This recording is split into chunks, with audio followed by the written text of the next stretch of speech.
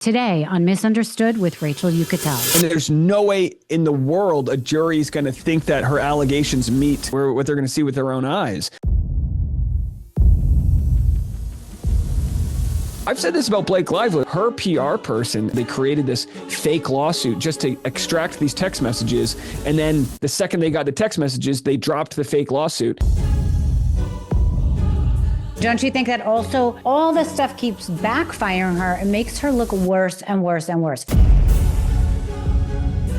There was an employee who was just exposed undercover, admitting that the Republicans' plan was to redact their names from the Epstein files. And the reason they caught him, they used this lady on a dating app to match with this guy, and they went on a date. I'm going to go to bat for Meghan Markle and Prince Harry. Americans, we should have rallied. Like, we got Prince Harry. We got the good one. We got the one with the hair. I think we like to build sandcastles, and then we like to kick them down. She's starting to take this idea. She's like, I'm just a mom in the basement. It's like, no, you're Candace Owens. You're the Joe Rogan of conservative podcasting. Do you ever have any bitterness that your fame came before the time when a lot of people were cashing in on it?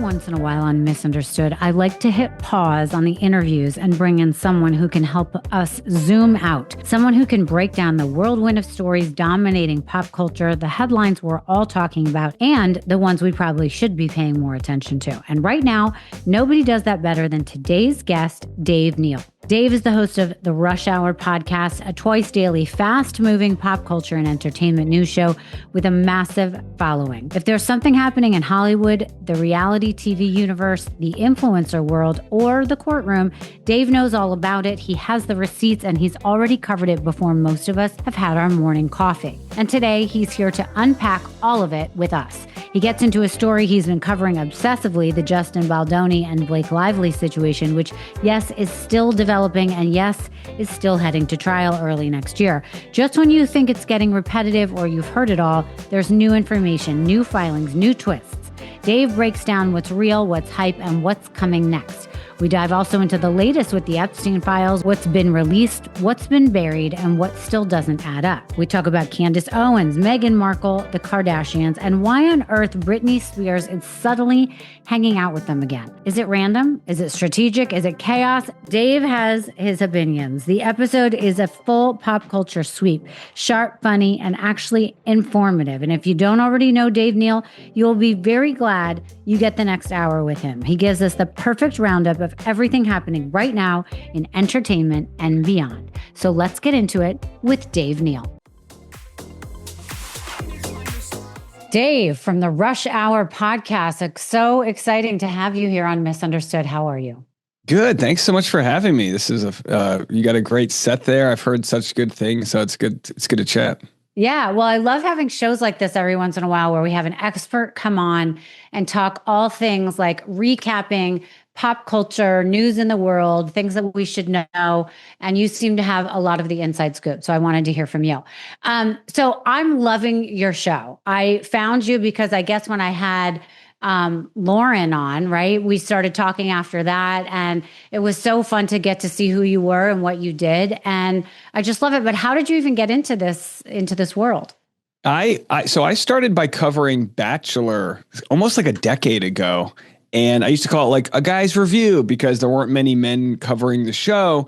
And I actually liked to cover Bachelor because I like the human element. I like talking relationships. I do that as a stand-up comedian, talk about my relationship a lot.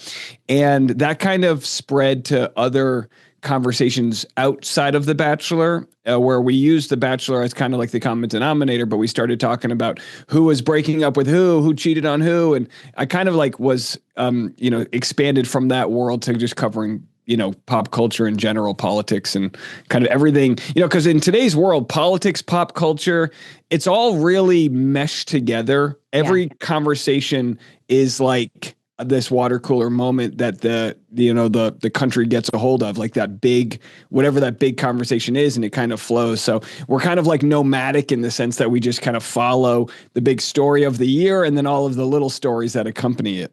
Right. So had you not done a podcast before? Were you familiar with podcasts? Like what made you say, oh, I want to have a voice that matters?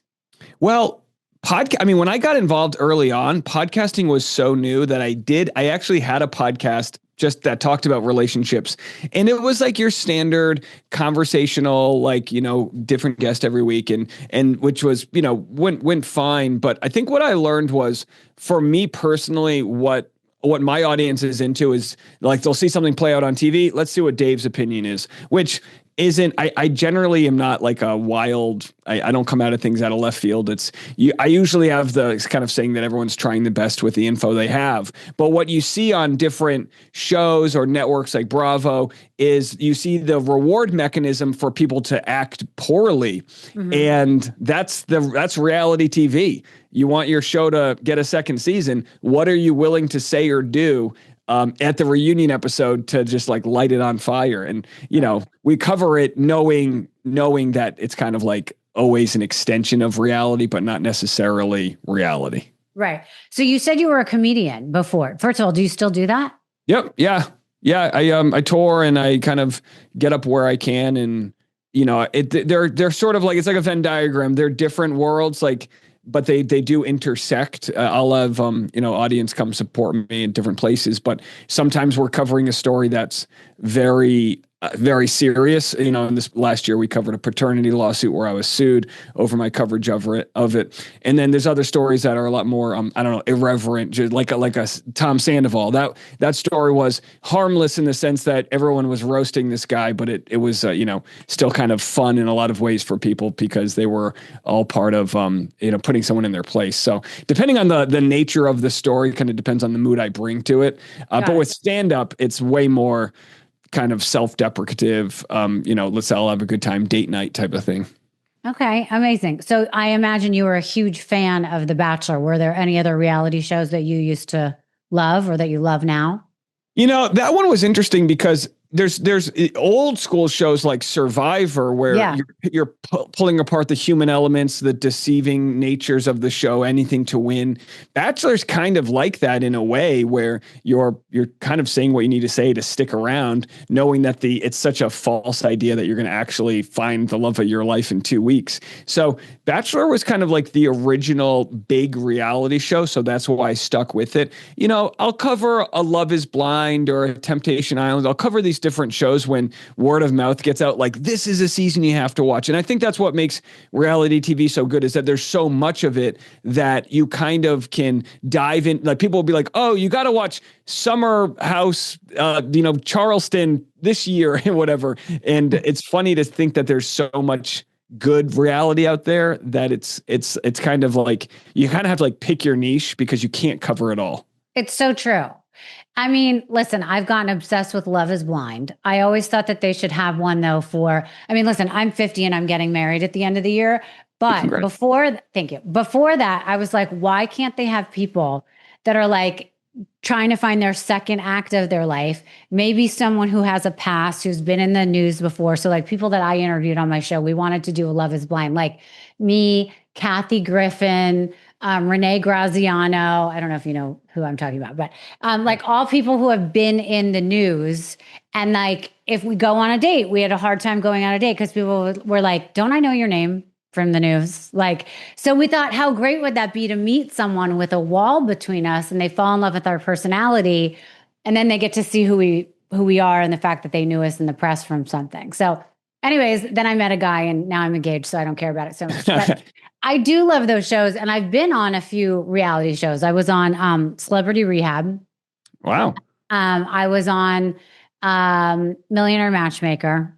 And I feel like I've been on a couple others and now I'm like forgetting which ones they were, but like as a guest or whatever, you know what I mean? And my experience with reality TV is so different because like when I did Celebrity Rehab, I was the only person who wasn't like, I didn't come from being a celebrity. I came from the fact that I was in the biggest story of the time at the time. So people wanted to know who I was, but it was all like actors or whatever that were dealing with like a drug addiction. And I didn't have one. Mine was like love addiction, but I loved doing it because there was nothing forced, and it was literally what happened was what aired, and I found it fascinating and I love it, and I'm still close friends with a lot of those people, but I've seen how it changes and how it's also a different type of show. But I've had so many reality stars on my show and I know so many, and they have become that character. Do you know what I mean? And then they try their hardest to be some scandalous person that in their own lives, they've just become a mess, or they can't live the same life on camera and off camera. Do you follow what I mean? Absolutely. And this is even someone like Heath Ledger, he took his life or had drug addiction after playing the Joker. And there was like, they found these notes of him just like writing as the Joker, and that vicarious feeling that you can get playing someone, even if you're aware of it. We used to take in acting like a scene study class, and afterwards you always had to hug each other. And our teacher was very much like trying to get people in tune with like getting your energy back to neutral. It can be very challenging not to bring your work home with you or become the thing you're rewarded for. I always talk about Tom Sandoval, and he gets, he was the biggest story in the world for like probably a year there. And I always said, well, yeah, you can all be mad at him like he did a bad thing, he cheated, of course, all of that. But at the same time, for like a decade, his reward mechanism was like being a part of a toxic culture. So as audience, it's like, if we're going to step into the Coliseum and cheer these people on, what part are we doing in it? And how can we ethically be okay with it, but then like wipe our hands after and stay out of their DMs? I always say it's like the Yellowstone effect. Like, go visit the bison, but stay in your car. And what we notice a lot happens, Bravo's bad with it, Bachelor fans are really tough, is that we get that parasocial relationship that we want to mom shame people and treat them a certain way because we watched a version of them play out online. And it would be a lot healthier if, as audience, we kind of separated ourselves from them and like watched it, enjoyed it, consumed it, but like laid off the judging, because God knows what they go through after that fame. It's got to be very tough. They get CPS called on them. They get crazy. I'm sure like crazy things that are never, and it's always by like, some white woman with a Jesus cross on her neck. And it's like, chill out, people. Like, this version of reality you're watching, it's for TV. It's an extension of reality, but it's not the full story. Like, calm down. Yeah, I agree. I will say though, and we've seen a lot of crossover. Like, we'll talk in a second about how different characters from different shows are now going on different shows and all the worlds are starting to blend. But BravoCon just happened, and to look at some of the video that came out and commentary that came out of there, these housewives, these random reality stars who were not famous before they were on air, are acting like they are Angelina Jolie's of the world. And people are rushing up to them, like crying, like, oh my God, it's my I'm your biggest fan. And so I think it's very hard to step away from that persona, because I've known a couple reality stars who have been off air for many years and still love that attention. I mean, if they don't walk into a restaurant and people are running up to them being like, you are my favorite on Housewives of OC or whatever, they kind of get into a bad mood. Like, they still, and it's the same thing. I know plenty of former athletes. They are stuck in that mentality of being who they were when the crowds loved them. So I think it becomes a very sick thing, because you almost forget who you are. But to get into like what I was just about to say with the worlds colliding, I mean, a lot of things got announced. You said that they brought up that Tom Sandoval was thinking of doing, being on the Valley, right? Which was not received very well. Yeah, it was just a funny clip where he was like, doing a live panel at BravoCon, and he was like, well, I don't know, I'm thinking about doing the Valley. Should I do it, guys? And the audience was like, no. And I just think it was a funny response.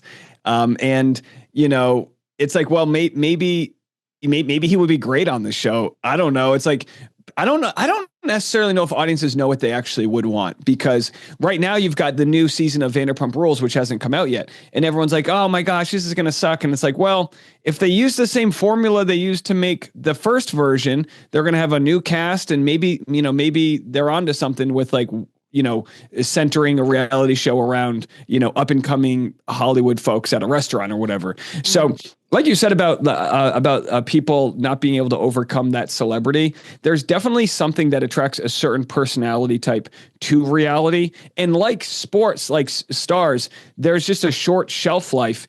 And if you're known for that accolade, then it's got to be very hard to exist in society when your bread's not getting buttered anymore for that. And that's why I look at someone like Pam Anderson. I mean, she's happy to live in Malibu and have her own garden. And it's like, God bless her. Yeah. I love like the spiritual mission Britney Spears is on to try to like go back to like live her, which her life that would have been, and I don't know if she'll ever attain that because she has so much celebrity. But I think audiences have a hard time empathizing. They go, "What are you talking about? This is what you signed up for." And it's like, listen, you could say that all day long, but we're all humans, and there is something beautiful about going to the grocery store anonymously, and a lot of them don't have that luxury to just have a bad day or pick their nose at the airport or whatever. And that like over time leads to them being like, I don't know, bitter. It just leads to a lot. And it's interesting because like I've been in the Screen Actors Guild for 15 years. You get hired to play a role. No one judges you when that role's over. Emma Stone doesn't get judged for whatever, and yet with reality stars, they take that baggage with them. And like I said before, I think it would just be healthier for everybody if these shows had like a disclaimer, like this is what you see is edited and some scenes are recreated, whatever, because like, yeah, you've been in it. A lot of it is you, but at the same time, we all act a certain way when the lights and cameras are turned on. And that's what makes the show good. But it's like, I think as audience, we need to be smarter in today's world to know, like, come on, like chill out. They're just people. For sure. All right. Another thing they announced at BravoCon was there's going to be a Real Housewives of Rhode Island. I guess everybody was talking about it beforehand. They finally showed the trailer. My opinion of the trailer is that it looks like a replacement for Housewives of New Jersey. What was your opinion? So Rhode Island is okay. I'm from Rhode Island. There's like 2 counties. We get like one representative. It's a small state. We have one zip code, basically, right? From the 401. It's nobody that I saw in that trailer, I think, is from Rhode Island. Like there's the Italian area outside of Providence, and then there's like the Irish area and like the Newport area. That's where I'm from. And it's, you've got a Bachelor alumni, Ashley Iconetti, and I think she's actually from Virginia. Her husband, Jared, is from Rhode Island. Rhode Island it's a good landscape because you've got this old money that comes from the Gilded era. All of the rich billionaires, had their summer mansions in Newport. So you've got this kind of like people come to Rhode Island to watch the polo matches and walk through Newport and look all like a certain way. So there is that kind of nice aspect of it. But what I was told is that a lot of the places that you would want to shoot at didn't want anything to do with Bravo. You're not going to see the area where, Taylor Swift bought her $30 million home. That's like, there's the real money won't be touched. And then there's kind of the people that come in for the weekend from New York. And I think that's why it will be kind of like Jersey, because summer Rhode Island is Jersey light. It's like this weird estuary that is mass holes in Jersey that come together. So for that reason alone, I think it would be off the rails. Like Rhode Island is kind of like quirky like that. Yeah. I love that they have like a sugar baby. They have all different angles of women this time around, but they all look like Dolores, who oddly enough does a guest appearance on the show, or at least in the trailer. So it'll be interesting to see how it does. It's funny. People have mentioned before, like, oh, there are so many women who are real women of whatever place, Rhode Island being one that didn't really want to be in it. So they took these people who are not really from Rhode Island. Okay, I get it. Or they didn't want to film in the real places of Rhode Island. I live in Palm Beach. They've been trying to do a Real Housewives of Palm Beach or something similar here, but on the island, you cannot film. So they've had to go around it and do all sorts of things. I think Netflix is about to come out soon with, I forget the name of it, but some sort of a show that has to do with it. None of those women are from Palm Beach. They're all from Miami and Boca and whatever. So it's interesting, but like, would we really care about those massively, the women who are the biggest socialites in those areas? They're boring. I don't think they have anything exciting to show on TV, and they live a certain life that like we wouldn't find interesting because it's not made for television. Do you know what I mean? So I think you do have to find those people that are willing to act out, willing to be funny, because it is entertaining. Oh yeah. And they know what they're signing up for as far as delivering. Yeah. Like you said, if you're, someone who's got a lot of money, you're probably very protected, and you don't want to necessarily ruin a good thing that's happening. So I can see people, it's with Bachelor, it's hard to find a lead that's worth doing it, because if you're like a 33-year-old guy who's got a great job in New York, you don't want to go on The Bachelor. You're already living the dream. So Right. it is tough to find someone who's going to play the part, but also, it's kind of like, you're not going to find the old money people. You're going to find the new money that are trying to have a good time. What if I told you that the idea that you only get parasites when you travel to some exotic country is flat wrong? Millions of Americans carry parasites right now, often without symptoms. For example, it's estimated that millions in the United States have been exposed to Toxocara, a parasitic worm, yet most never even know it. Parasites do not need a plane ticket. They can enter through tap water, sushi, undercooked foods, or contaminated produce. Some strains live in all stages: eggs, larvae, adults, hidden in your gut, releasing toxins that sabotage your energy and digestion. That's why I'm excited about Parify, Kim Rogers' 30-day full-spectrum parasite cleanse. The kit works by clearing parasites, worms, candida, and heavy metals, targeting parasites in all life stages, supporting gut health, detox pathways, and toxin removal. It's taken orally, daily for 30 days with precise dosing. I'm actually doing it myself right now. I started with the lymph cleanse, then I'm doing the Parify. Want to dive deep? I did a full interview with Kim Rogers, the worm queen herself, where we expose all the myths, understand the facts, and show how to protect your body. Listen to that episode if you haven't already. Meanwhile, go to rogershood.com and use the code Rachel to get 10% off of your order. That's RACHEL for 10% off. Give it a try. Maybe your body's missing link is hiding inside. Let's do this together. Again, it's rogershood.com, ROGERSHOOD.com, and use the code Rachel for 10% off. Totally. But Dave, don't you think that most people are hiding something? Most people are living a life that they live above their means. Listen, again, I live in Palm Beach. I moved here from New York City. Everyone I know has something that they're hiding. They're pretending. They're making it seem like their life is better than other people, when if you really broke it down, I don't know many people that are living the real life that they say they are. Do you know? You're so right. And I'm lucky enough with comedy that the thing that makes something funny on stage is the honest truth. So many of my friends, we just talk about how broke we are or whatever issues we have. Like I remember I was at this photo shoot back in LA when I lived in LA for 10 years, and there was this guy talking a big game where, like just talking about all of the things he's got going on. And then the next day I went to go buy a baseball hat at Lids, and he was working there. Nothing wrong with that. I was doing Uber. I was working Uber, right? But like, you think everybody else has this like amazing life, and then you realize we're all doing our different struggles and whatever, side projects till we get our thing off the ground. And it is that kind of lifestyle where you don't always want to lead with that. But with comedy, you just, those stories of failure are the stories that make an audience relate to you, which makes you perform better, because they don't, what do they say? Cool is the enemy of funny. So, but yeah, like in these types of worlds, bravo. I mean, there was that one couple that, they were, doing tax. They got arrested for faking a robbery so they could claim jewelry on their insurance claims, and it's like, geez. Are you talking about PK and Dorit? I believe so. And it's like completely like flying too close to the sun there. And I love that you say that, because it actually was never proven that they faked it, but everyone obviously thinks that. And what it's working its way through the system right now, right?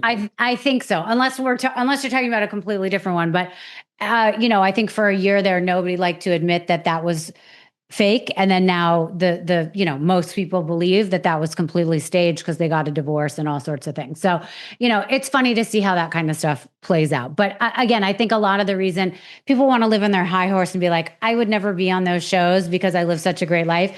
No, you'd probably never want to be on one of those shows because they found out that you don't own, you rent, that you don't have that kind of money. It's not yours, it's your parents or whatever, or you're living paycheck to paycheck. So I think that there's a lot of smoke and mirrors. So I applaud the people that do it. I just hope they come to play with like an end game, like a book, hair extension line, whatever, because that's what they have to put their money in because they're not getting paid a lot of money. That's the other misconception. You think you're getting paid a lot of money. It's like, it's like $5,000 your first episode, Oh yeah. I mean, it's all about opportunity, which I actually wanted to ask you because your fame, like I've got a friend from The Bachelor who she was famous before Instagram. Do you ever have any like bitterness that your fame came before the time when a lot of people were cashing in on it? Yes, 100%. Yes, because I feel like my name was bigger or as big as some of the most famous people's names for quite a while. Still, my name precedes me, in a room.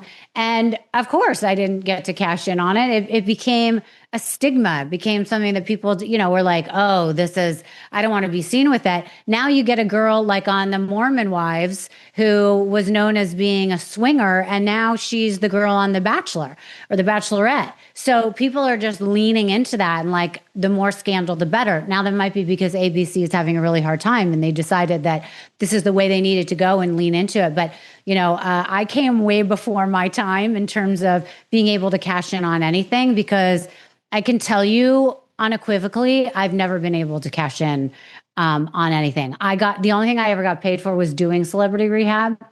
I think that I got paid more than anyone in reality TV has ever been paid. I was paid $400,000 to do that, which was is like 2.5 weeks.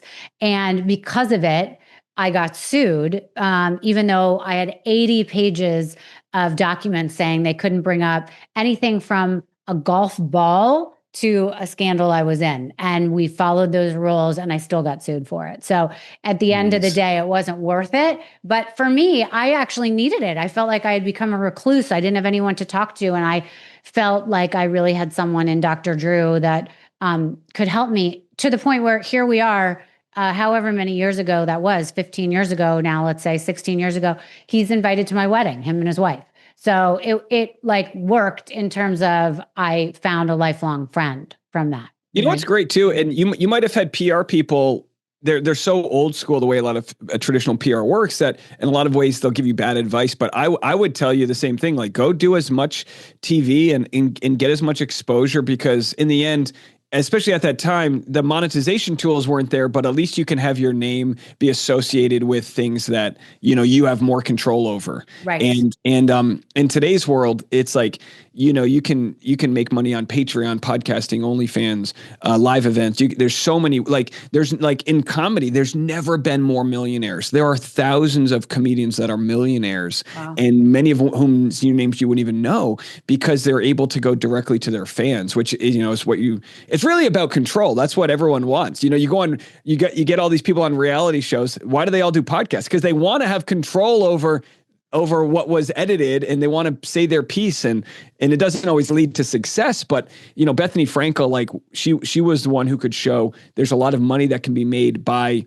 associating yourself with brands, and they're like the different tiers that we have are like promoting a product, which like my podcast, we get tons of advertisers, but then the next level is like creating your product. What really builds wealth is the Logan Paul's. He's a billionaire because he created a type of Gatorade, Prime Energy drink. Now he makes Lunchables. And so you get to that level where, we're going like directly from fame to consumption, just because people trust like whatever your expertise is.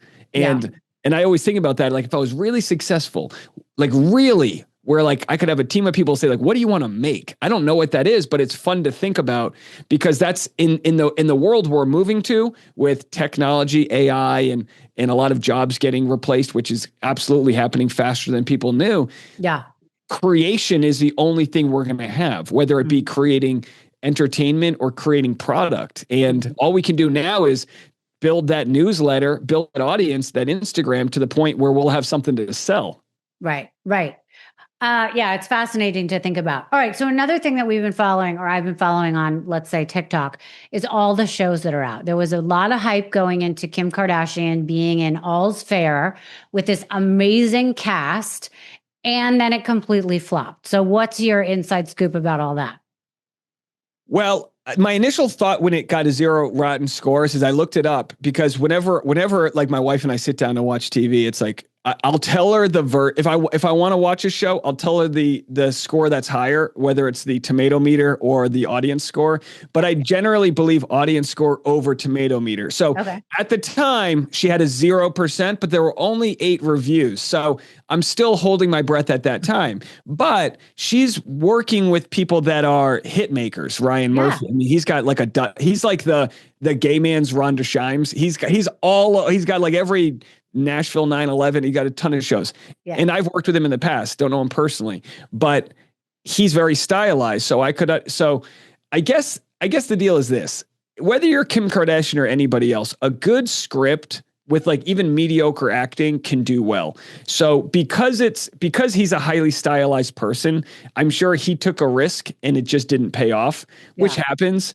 But just having Kim Kardashian, even if it has bad ratings, that might be better PR than if it had, like a 0% score might be better for a show than a 40% score because we're talking about it. So, right.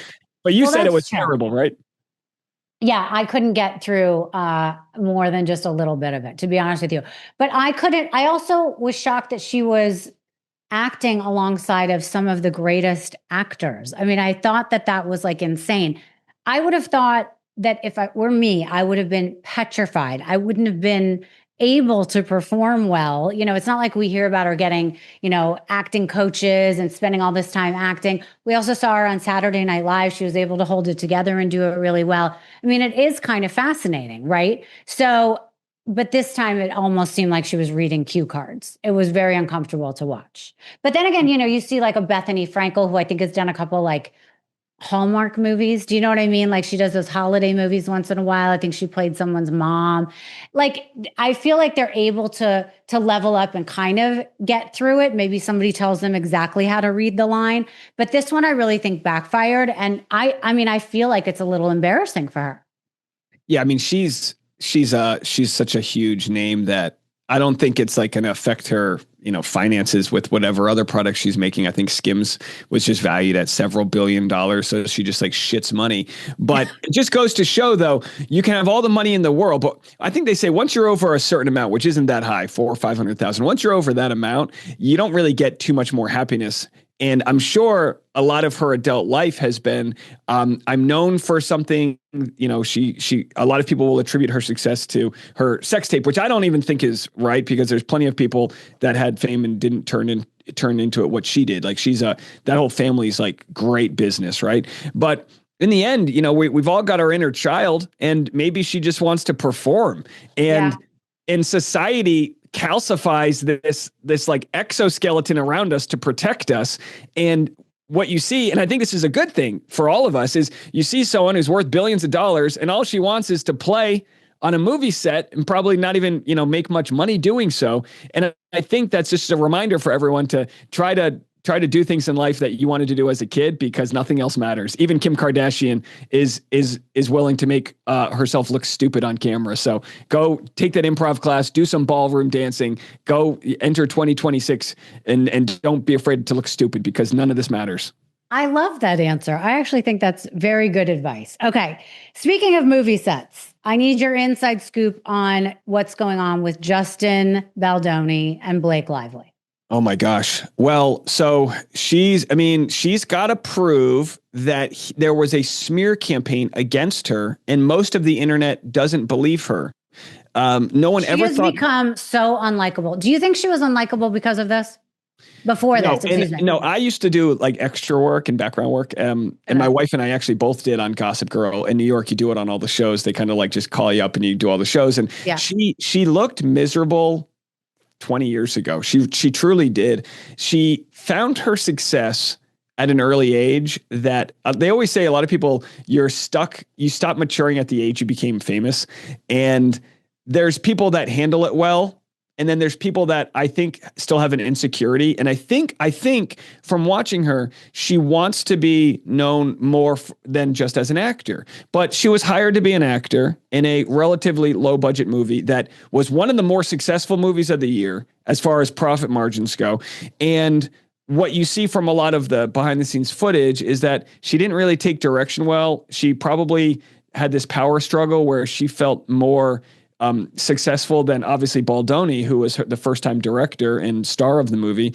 And it looked like in hindsight, she tried to pull a lot of moves in order to make it look like she was harassed on set and that there was a smear campaign, when in fact, it was probably just the internet not liking her, which I know a lot about. I've got plenty of people that don't like me online, and you can't control the internet, and the internet does what the internet does. And I think she's probably surrounded herself and is insulated with enough yes men that she thinks she can do no wrong and doesn't think that it's organic that there's a smear campaign against her. But she was the one who went to the New York Times.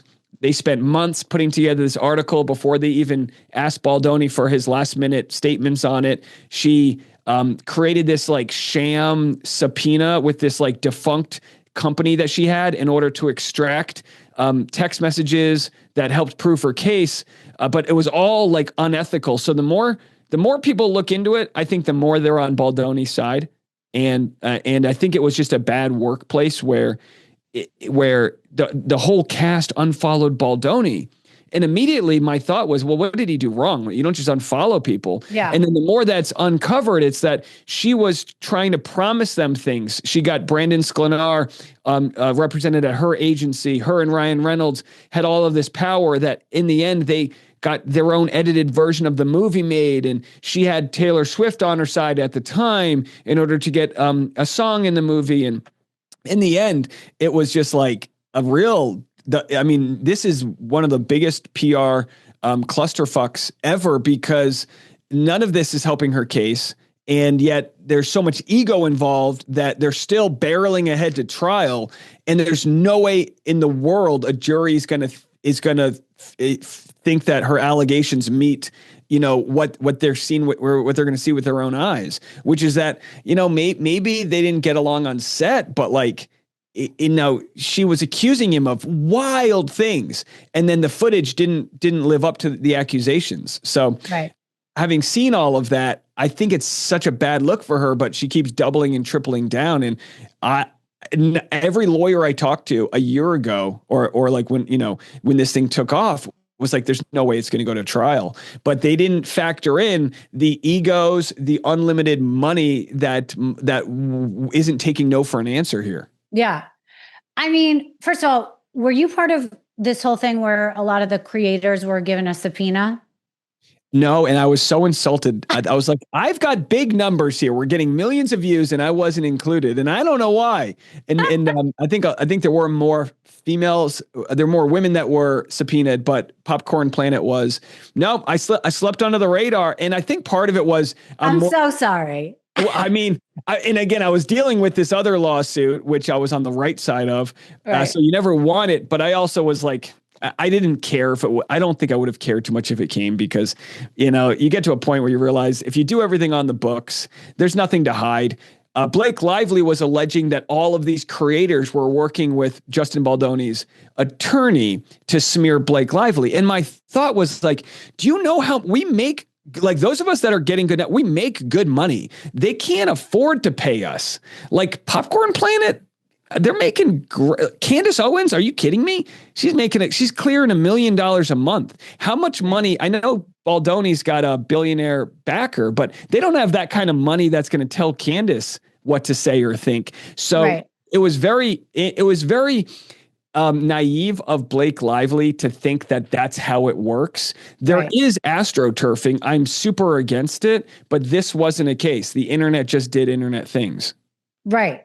So, do you think that, like, so the last time I even talked about this was when I had Lauren on my show and she had just been subpoenaed. So, what ended up happening with that? I saw that Perez Hilton went out there, who also has been on my show. He went and represented himself. He made a big stink about the whole thing. What ended up happening with that?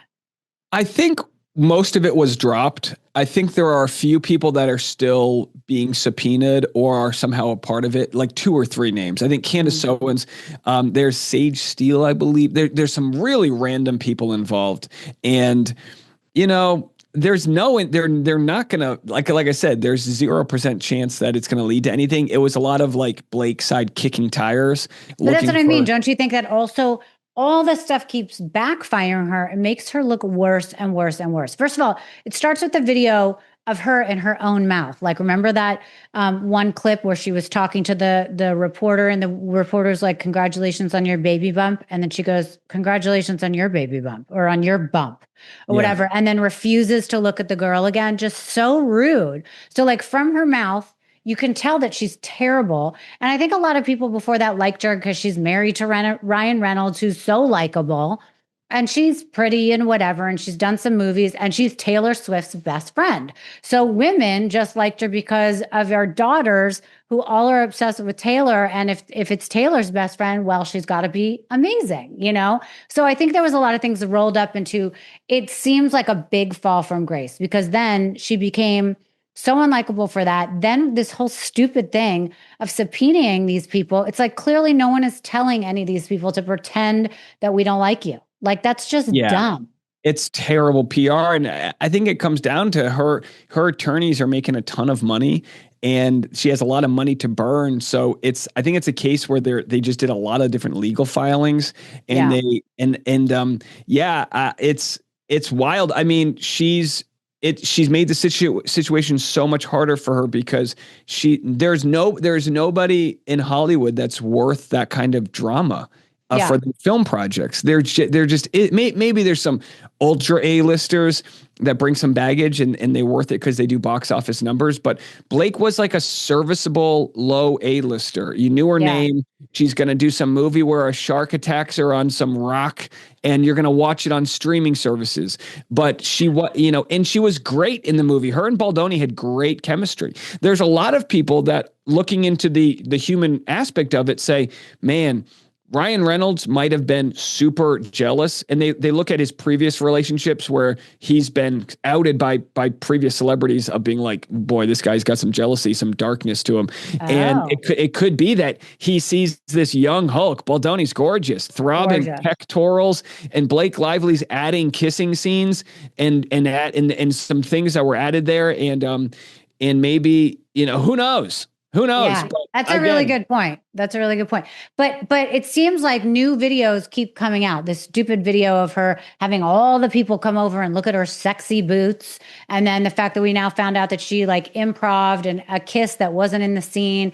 So it seems like things keep trickling out. When are they due in court for this trial? Is it March of next year? March 2026. And that's what's interesting, right? You see the clip of Blake Lively telling the crew her boots are sexy. And you go, well, what does this say? What's the point of this? But when it comes down to it and they present all of the information, they're going to use, I believe, the culture of what goes on a movie set to say, like, Baldoni telling her jumpsuit is sexy is nothing because she said these boots are sexy. And Baldoni's the director producer. He's talking to her for months on end about wardrobe. So of course he's going to comment on her appearance. They don't work at Kinko's. He's not just like, hey, Samantha, you look good in that pencil skirt. He's communicating a video through talk, through visuals, through all of these things. So and this is what's, if you're directing a movie and you're starring in it, and he already had the what's it called, the intimacy coordinator. Even with all of these parameters, you still see how dicey it can get because not just the egos you're working with, but how vulnerable. I've said this about Blake Lively. Like, you want to give her an out. She was like 2 months after having a baby, if she ever did want to say, you know what, I read the room wrong, she could say, well, the publicist, they sent me these emails that said there was a smear campaign. So I thought there was. It turns out I was coming off the wrong way. I'm going to do some thinking. I'm going to go take some time off and be with my family. There's so many ways she can get out of this, but she believes she was harassed, and there's just no way it's going to live up to the claims she's made. I mean, they went so far as to call him a sexual predator at one point. Yeah. And the battles that are played out through PR that go back and forth are so dodgy.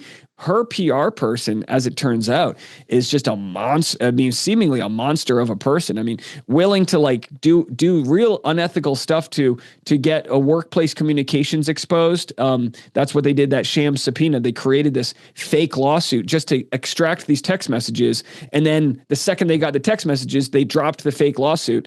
And it's like, how are they allowed to do this? You know? And Yeah. I think that's all going to play out through a very long trial if it gets that far.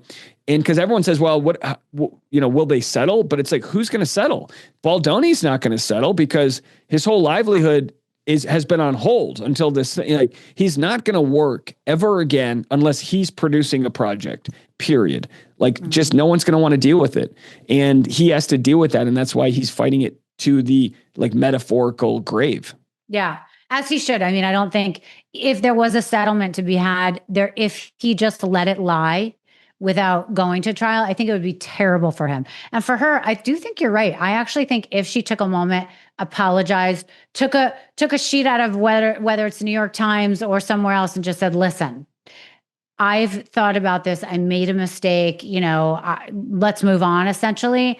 I think it would really blow over. It might be 2 days of like, holy shit, what just happened? But it would be like, okay, it's over. And then we can move on from it. I think that would be the best thing she could do. But I do think this trial will happen. I think it's going to be like, the whole Johnny Depp and Amber Heard thing. People are just going to become obsessed and literally hate one or the other. I mean, remember how much hatred was going on during that trial? That was wild that they had the cameras up and that they were like, I mean, it was, yeah. I mean, I said for this trial, I'll be in New York to cover it. We'll take my family there for the month and cover it because it's interesting and it plays into this astroturfing that happens online and what's real and what's not. We see this happen politically where you can hire a company that's going to astroturf you. And when I say astroturfing, for those that don't know, it's like grassroots, but fake. So creating bots to push an agenda that's not true. We see it a lot with healthcare industries where there's a lot of money that gets spent on astroturfing to prevent people from wanting like systemic change to make the world a better because it's worth it for them to spend a lot of money to keep us, hating each other. You see that play out, and you see it with celebrity, the old guard, the ability that you could contact a Page Six and run a story. And I hate to say it, but it still works. Like people consume headlines and they get their news that way. I think it makes, podcasting that more powerful because our audiences generally reject that spoon-fed like gossip, but we're still living in a world where half the consumers grew up in a world that was before social media, where you just had to take whatever gossip told you, like the Britney Spears, that era, like it was a nightmare. And people like Perez Hilton, right? He's apologized, but he contributed to that real like objectification of celebrity. And now we're living in a world that's, I think, becoming more empathetic, but we're not there entirely. And you're seeing audiences rally between the two. I've personally been close to this because I know people that are very close to Baldoni just from living in that area. And I've done stand-up shows where people have come up to me after and said, oh, we're really close friends with them. They're devastated. They're just trying to push through. So this idea that they try to make it like a man versus a woman, I think there's more female victims on Baldoni's side, people that have had like his wife and his producers' wives and what they've all had to deal with, and especially the PR ladies, they've had their lives pretty much ended because of this. Wow. And so it's not as simple as like, oh, she's some sort of like actress who got smeared. She's the power structure here. Yeah. It's interesting. I think she's definitely becoming the new Meghan Markle that everyone just cannot stand her and hates her. Which, speaking of which, let's talk about that for a second. She was seen at Kris Jenner's 70th birthday party, held out at the Bezos estate, and the list of people that attended was beyond insane. Did you read about that? I saw a few. I mean, I know it's like everyone who attended that wedding got a lot of heat. I'm a big anti-billionaire. I mean, it's wild that a guy who ran a internet bookstore is this powerful. I'm sorry. Like, I don't like it. I don't like, there's an election happening in Tennessee, a special election, and Amazon paid millions of dollars to go against the candidate that I like. And I just don't think we should live in a world where anyone has that much power. I don't like it. So as far as like people attending, it's just funny. It's like when you have that much power, celebrity attaches to it because he can decide who the next James Bond villain is going to be. Oh, I want Sydney Sweeney. Well, come back in 3 years. You're going to see her as the Bond villain. And it's like that. I mean, whatever. I don't know. Just, do what you want. Just pay your fair share of taxes, I guess. Right. Well, I find it interesting that they showed a lot. I have a friend who was the paparazzi that caught all these people that went in, and I saw his Instagram and his feeds of all the people that went in. But I did find it weird that such a, how do I say this in a nice way? This pick-me group of people, Jeff Bezos' wife, Lauren, who loves to post about all her celebrity friends, has not yet posted about what went on at this birthday or who was there at her home, blah, blah, blah. We know that Meghan Markle and Prince Harry were invited. We know that they showed up. They were on the carousel feed that the Kardashians had about the birthday. Somehow that feed was taken down, and that one photo of Meghan Markle and Prince Harry was removed and everyone else was put back up. So do you find that suspicious or fascinating or anything? All right. So I'm going to go to bat as someone who's not really educated on this. I'm going to go to bat for Meghan Markle and Prince Harry. I think Prince Harry's a hero. And I actually really like that he didn't get sucked into the royal like silence that the whole family has. Like the whole like Prince Andrew, the whole royal family covered up a lot of crazy stuff for a long time. Agreed. Princess Diana had to deal with living, like she's a good example of living in a time before you could have your voice. And here's what I'll give Meghan Markle credit for. She's like, I'm not marrying into that. And people hated her. I'm sure some of it was racism. I don't know what a lot of it was, but I worked with her briefly. I shot the pilot for Suits. I worked on that when it shot in New York before it moved to Canada years ago. She was perfectly fine. I think her personality type might be like a Pam Anderson, which is like go to Malibu and bake some muffins, and she doesn't do well in the sort of theater that you have to play in Hollywood. That's my opinion. I don't know. Maybe I'm missing something about the hate on her. But Dave, I completely agree. I've never understood. Listen, I've seen those stupid podcasts with her where she talks really slow and she's always, talking about her kids and her husband and how much in love they are. I'd like her to, and she's always baking something. I'd like her to be a little more real. But at the end of the day, everyone fucking hates her and they say terrible things about her. And we loved her for like a second thinking, oh my God, some random chick who's half black and who was on this lame show, kind of, which by the way, I thought was really good, but that was this random show, could all of a sudden become a princess. How amazing. And then they fucking hated her. I know. As Americans, we should have rallied. Like, we got your royal, like your second in line. We got Prince Harry, the better looking prince. Yeah. God bless him, right? That his older brother didn't. Woof.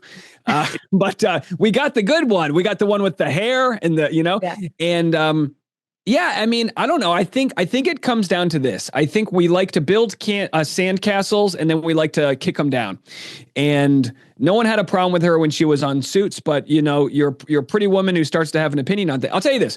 My wife, beautiful, kind, quiet, introvert. My wife will choose to watch Meghan Markle's show, watching her make truffles 100 days out of 100 versus watching Bravo. Some people feed off of being in that fight, and some people just want to watch you make a lemon tart.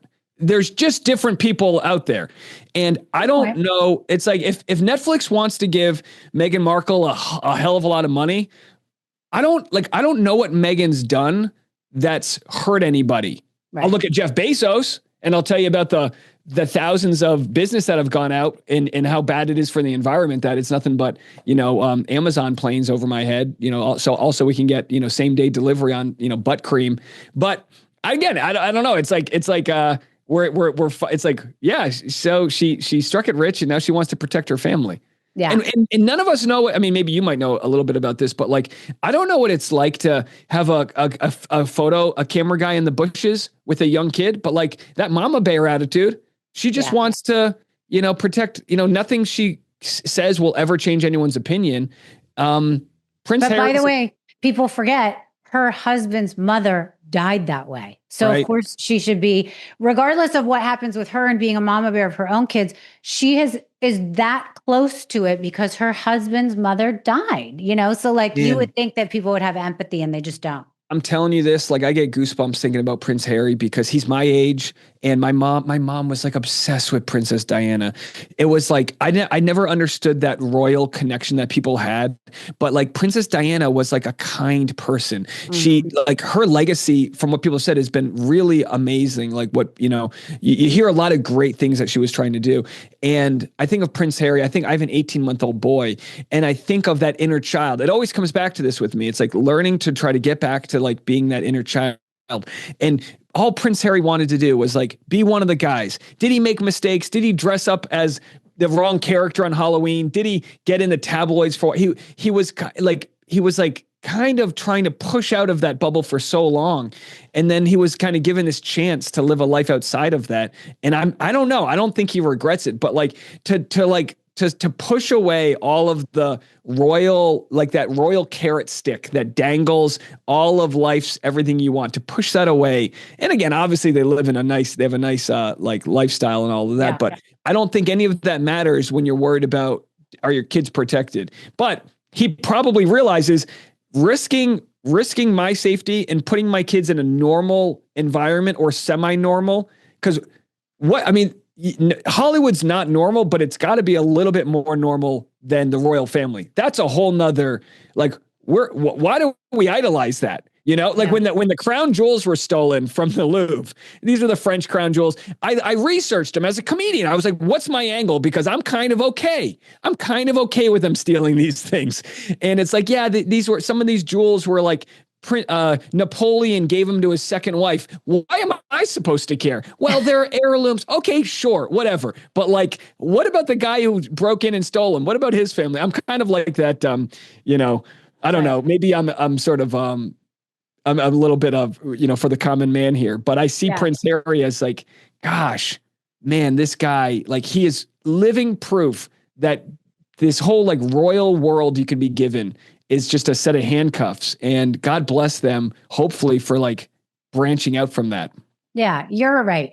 And by the way, I could see them making a comedy movie about what happened with those guys, the common men that stole those jewels, hiked up the side, and probably were like, can you fucking believe we got away with this in broad daylight? Like, how kind of genius are those guys? Apparently they were pretty hot, a few of them. But I'll tell you what, if I had to imagine I would get any negative comments from this chat, it might be over the Meghan Markle stuff, because people are strong on that one. Yeah. And they're going to send me, she's this, she's that. I think my guess is she's an introvert who's done being in front of the camera, Yeah. I think she's got Pam Anderson energy. Yeah. And guys, I would also remind you, you don't know her. So the people that like to join into chats and be like, well, she did this, she did that, unless you really have met her personally, you don't know. And people forget that imagine how hard it is for her to go to sleep at night. I just feel like she's got to feel so much hatred. Good for her for getting up every day and being with her family, and all the power to her. And you probably know something about this. You're a beautiful woman. Like, God forbid you're at a Starbucks not smiling, and someone's like, "Oh, Rachel's she's in a bitchy mood." It's like, no, you just, when you're beautiful and you're not smiling, you just look like I mean, I'm not saying speaking of me, but women have it rough out there. And I think I'm sure Megan's kind of that way where it's like, if you don't present this certain way, it's like, Right. oh, what's up your ass? And it's like, I don't know. She's probably just thinking about like, I don't know what, souffle she's going to make on her next season of, you know what I mean? Like, she's just a human. Totally. It's not about you, everybody. She does have a life that she's leading. Exactly. All right. You brought up Candace Owen, which, for a long time, I did not listen to her. She was very on one side. She is the face of the conservative party. She has gotten funnier and funnier. I mean, since when she was bringing up Macron's wife, who she still insists is a man, and went down that whole rabbit hole, which everyone's like, are you crazy? And now everyone like believes her, and she's getting sued, and she's in all sorts of hot water. And now she has such strong views about the Charlie Kirk assassination, which, by the way, I kind of see and I agree with. I thought my first reaction, and no one wanted to listen to me, so I just shut my mouth about it. I mean, I would never say it, like I didn't have like an episode on it, but watching his wife, Erica Kirk, come out on stage and make her comments, I was like, what's happening? This seems weird. Why is no one talking? I actually Googled it. I was like, what are people saying about this woman? Did she do it? Like, I didn't understand why no one else felt like her immediate speech at his funeral was beyond bizarre. I mean, what are your thoughts? Well, I mean, that was a campaign rally. There was fireworks. They had the pyrotechnics. It's like, I mean, my thought is this. There is very little that I would have agreed with Charlie Kirk on. I think the one thing I could think of was we both believe that we should take private equity out of home buying. Like, a private equity owns everything and they destroy everything because it's like quick profits and whatever. So that was it. I'll stick by that. But I'm a big First Amendment guy. And there in the First Amendment, it's like, if he wants to hold rallies where he talks about what he talks about, same thing with Candace Owens. Like, if Candace wants to make claims that the French president's wife was born a man, like, you're starting to get into territory where, and I'm covering this case closely, you got to be careful. Like, she's now getting sued for an undisclosed amount, but it will be in the hundreds of millions of dollars. Yeah. Candace Owens is worth a lot of money. Her husband's extremely wealthy. They're in the $100 million club for sure. So and it's you better have receipts to show if you're going to say that, because that is defamation. I mean, it's terrible. Right. And that's what it comes down to, is what has been alleged in the defamation suit against her is very different than the story she's told. They've said they've provided her evidence to have her, and so we'll have to see how it plays out. And I like it when the system plays out, because, defamation is extremely hard to prove, but she's starting to take this idea. She's like, I'm just a mom in the basement. It's like, no, you're Candace Owens. You're the Joe Rogan of conservative podcasting. I like that she's asking questions, with the Charlie Kirk stuff and Epstein and all of that. I like that because we live in a time where we are weaponizing the Department of Justice. They are deciding what, to make theater out of this. They did make it a PR, like a very bizarre PR stunt when they did the binders of Epstein files. There is more to the story out there that they're not letting us know. And unlike some people, like on the right, like Trump says, well, we're going to prosecute all the Democrats that are in the Epstein files. I don't know anyone in real life that isn't saying prosecute everybody in the Epstein files. I don't care if it's Bill Gates, Bill Clinton, Bill Nye the Science Guy. If you're in there, and not just in there for like, normal whatever business deals, but if you're in there, you get a fair trial. But I'm all about due process, and but do it. And Epstein was let off the hook 20 years ago in your town, right? The county prosecutors in Palm Beach. I don't know the full story, but like they did not even come close to charging him with the crimes. Ghislaine Maxwell is the only one in jail. She's a sex offender, and yet she's in, she has they give her a puppy. She's got a puppy. She's in Club Fed. So there's a lot going on. I don't know if Trump's, I don't know how far it goes, but there's a lot of, the rich people, they're laundering money through their properties. It's a whole club that we're not invited to. Right. And I don't have any problem calling that out, because it's not like I live in a red state. I've lived in kind of like blue, like New England, then LA my whole life. I've spent the last 2 years in Tennessee. I do all these shows in like rural areas. I have no problem saying my opinions, and I think most people agree. Like, our tax money should go towards helping everyday Americans, whether you're a single mom or a small-time farmer. Like this idea of making the country great is a great idea. It's just we're not living up to that. And the reason why things like Epstein and Charlie Kirk are so big is because Charlie Kirk was starting to expose or was a part of this movement that doesn't like that another country spends all of this money on all of our political leaders, that being the lobbyist group AIPAC. And then if you call out this country, Israel, everyone calls you anti-Semitic. And I think Candace actually does say things that are anti-Semitic, but that's not it. Calling out, and so for her to expose Charlie Kirk, it goes deep, right? But for her to expose that he was starting to have a lot of his Israeli or Jewish donors pulling out, I think that's very interesting. I don't think there's any evidence of who killed Charlie Kirk, but I definitely think the Department of Justice was really quick to make this a political issue, and I don't think that it is. And I hope that Candace does that work and shows that math, because I don't trust that other people are getting it right either. So I'm one of those First Amendment. If you don't like what she has to say, make a YouTube video with your response to it.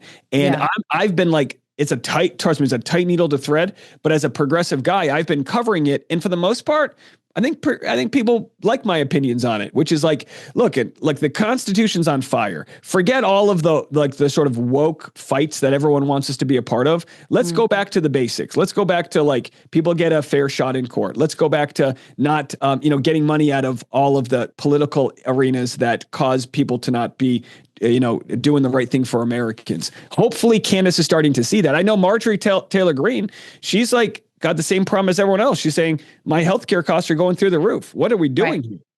I don't care if you're an R or a D, like solve the issue. Right. And it's interesting because this is the first time that she has kind of seemed like she's right down the middle. And now it seems that Donald Trump over the weekend has essentially broken up with her, because it's one of the first times she's really come out and been like, let's get these Epstein files out. My healthcare is going through the roof. Like all these things where she's starting to kind of get it. And we all thought she was crazy up until now. Or at least some of it. And it's like, maybe she is with other things, but if she's going to come to the table, which this is the best, like I always say this about Mr. Beast, he does these great videos. I really love his business model. Like, I'm going to go fix 1,000 people's hearing. I'm going to help 1,000 amputees. Like, getting people affordable healthcare is the number one way to help out the most amount of people. And I'm not practicing religious, but I was raised Catholic. I have an uncle who's a priest. My whole family's like pretty Catholic. And I'm just like, I challenge people to live up to the words of what Jesus Christ wanted, not what a lot of crazy people have used. They've hijacked the religion to say things. And maybe Charlie Kirk was a part of this. But like they've hijacked it and Candace is like a big, I don't even know if she's homophobic, but she's like, it's heterosexual only. It's like, go to a drag bar and tell me those people are a problem. Let everyone live their life. Like, are you kidding me right now? Yeah. And some of the most love I've ever been actually was on a Ryan Murphy set. I worked on Normal Heart, a movie about the AIDS epidemic. And like, there was so much love in making that movie or that miniseries, because there was this whole group of people that lived in so much fear because no one was helping them. And it was so toxic to like associate with a gay person at that time. It's just crazy to think that a lot of the issues we have in life are fear-based. And I think Marjorie Taylor Greene and Candace and people are realizing, like, let's talk about the bigger issues that bring us together. I mean, because I think the appetite for tearing us apart, I think we're exhausted by that. Yeah. And I think we're exhausted by a billionaire telling us what to care about. Yeah. And I mean, I do well, but my insurance is going up $7,000 a year. And it's like, I don't get any, like, it's like $20,000 a year. What? And then you got to pay another $60,000 to get up to when we had a baby, we don't even know what it cost because the bills came in from so many different angles that like, you don't even know, like my wife shouldn't be in the delivery room. And I got to ask the epidemiologist or with the epidural guy, what's his name? Anesthesiologist. I got to ask him if he's in my network. It's like, what world do we live in that these are the conversations? Right. And hopefully the despair we see will lead to candidates coming up and finally doing what's right for all of us. Yeah. And these conversations lead to a lot of hate online, but I went hard from the pop culture world to talking about these in the last year. And for every person I've lost, I've gained 5 that find it extremely reasonable. And Candace she's got a brand of an audience that you would think is pretty tough, but they've been listening to me. They didn't want me to judge the Macron thing until I watched the documentary. So I said, you know what, I'll watch it, and then I judged, and I met them where they are. I think Candace is in a heap of trouble over it, but she's also a part of a culture of cancellation where Candace was canceled a long time ago from the left. And I think something happens in the brain that is similar to what football players go through with traumatic brain injury, where football players get CTE and others do. Chris Benoit, was a wrestler who murdered his wife, family, and killed himself. It was a terrible story. And then they found out afterwards his brain was mush.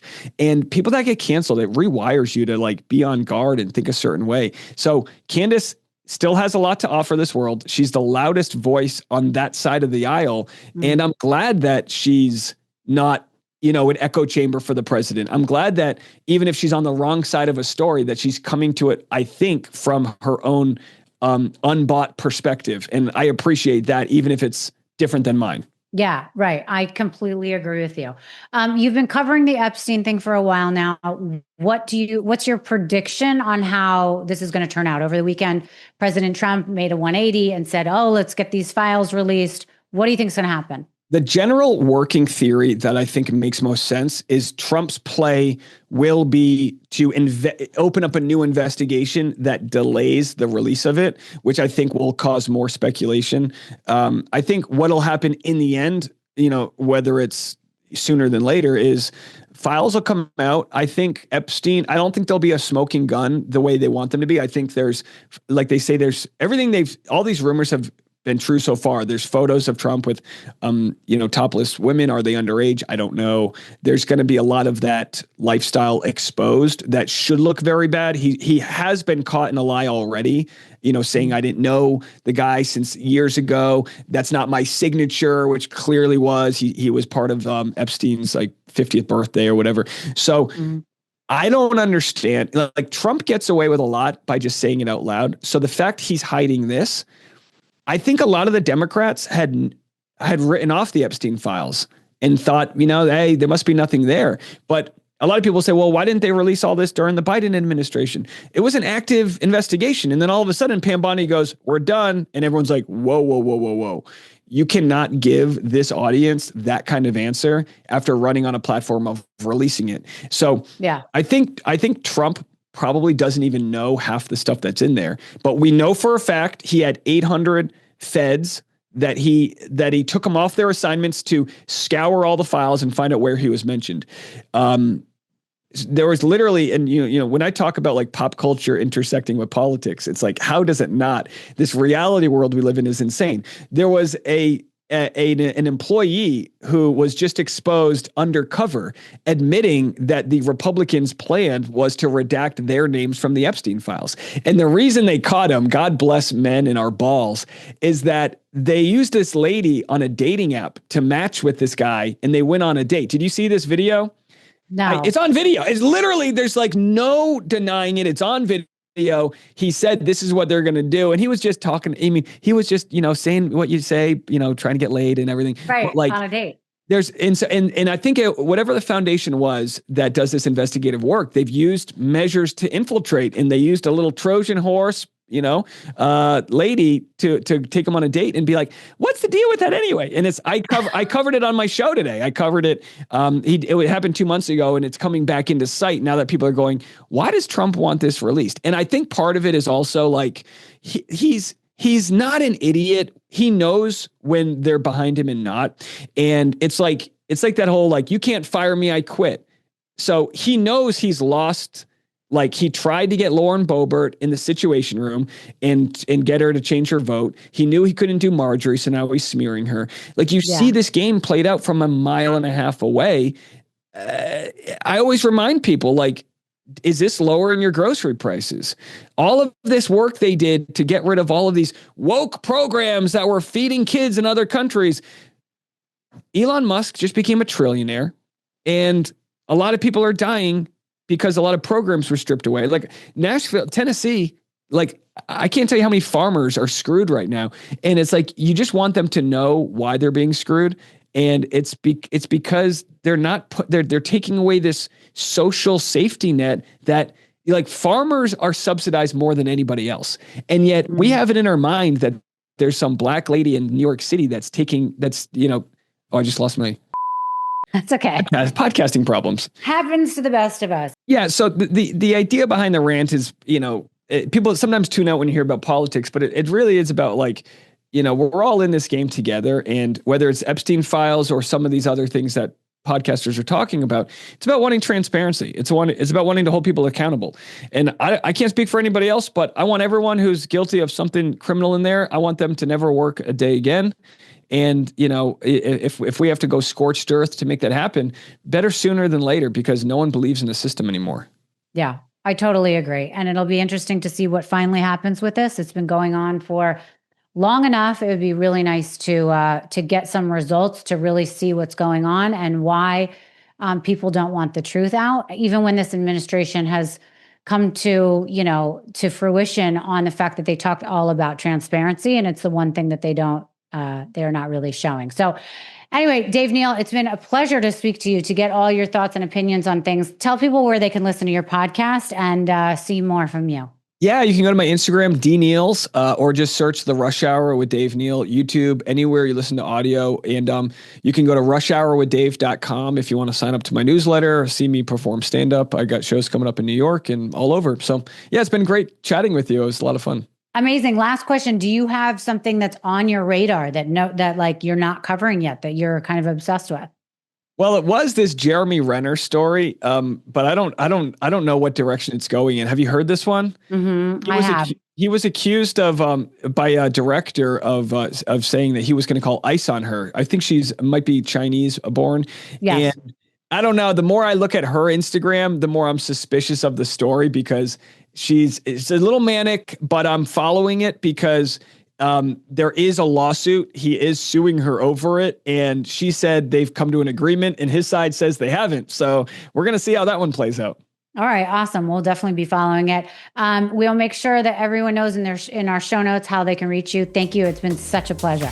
Oh, thanks again.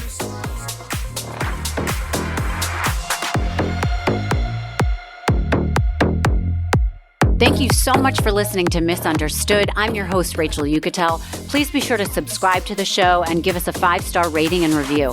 You can support the show by joining our Patreon at patreon.com/misunderstood with Rachel Yucatel. Do you have ideas for the show or want to reach out? Email us at info misunderstoodpodcast@gmail.com. That's spelled MISS understood. Thank you so much, and I'll see you next time.